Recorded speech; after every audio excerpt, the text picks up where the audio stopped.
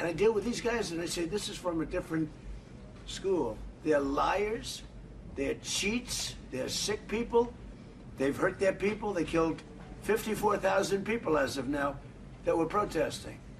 You know, when people say, how come they haven't taken over? They can't take over because they're dead. They killed them. Nobody's going to take over. They have no guns, and the other side has machine guns. And they're killing them. The press doesn't report it. But they're bad people. They're bad people. And frankly, I don't want to waste my time with them. Now, I'll let our wonderful negotiators keep talking if they want, but I don't see it. I don't like these people. You know that?